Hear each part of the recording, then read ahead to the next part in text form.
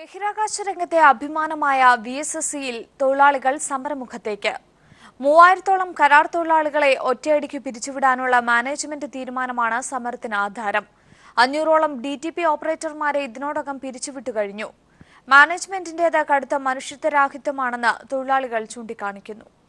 Indian ബഹിരാകാശ ഗവേഷണ രംഗത്ത് നിസ്തുലമായ സംഭാവനകൾ നൽകിയ തിരുവനന്തപുരം VSSC യൂണിറ്റിലെ 3000-ഓളം കരാർ തൊഴിലാളികളെ ഒറ്റയടിക്ക് പിരിച്ചുവിടാനുള്ള നീക്കമാണ് തൊഴിലാളികളെ സമരരംഗത്ത് ഇറക്കിയിരിക്കുന്നത്.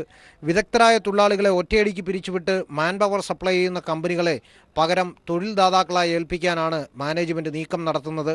ഇതിന്റെ മുന്നോടിയായി 500-ഓളം DTP ജോലിക്കാരെ പിരിച്ചുവിട്ടു കഴിഞ്ഞു. വളരെ കുറഞ്ഞ ശമ്പളത്തിൽ വർഷങ്ങളായി ജോലി ചെയ്യുന്നവരെ ഒറ്റയടിക്ക് പിരിച്ചുവിടുന്നത് മനുഷ്യത്വരഹിതമാണെന്ന് തൊഴിലാളികൾ പറയുന്നു. നിലവിൽ മാൻ പവർ കോൺട്രാക്ട് സിസ്റ്റമായിരുന്നു നിലവിൽ വന്നുകൊണ്ടിരുന്നത്.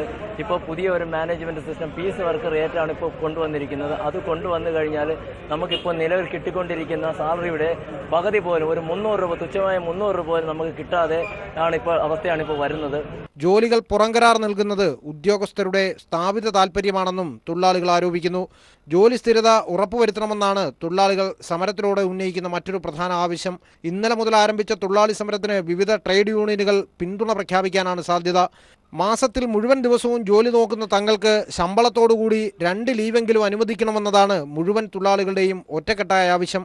കരാർ തൊഴിലാളികളെ കൂട്ടത്തോടെ പിരിച്ചുവിടാനുള്ള നീക്കത്തിനെതിരെ വരും ദിവസങ്ങളിൽ സമരം ശക്തമാക്കാനാണ് തൊഴിലാളികളുടെ തീരുമാനം. News bureau, Thiruvananthapuram.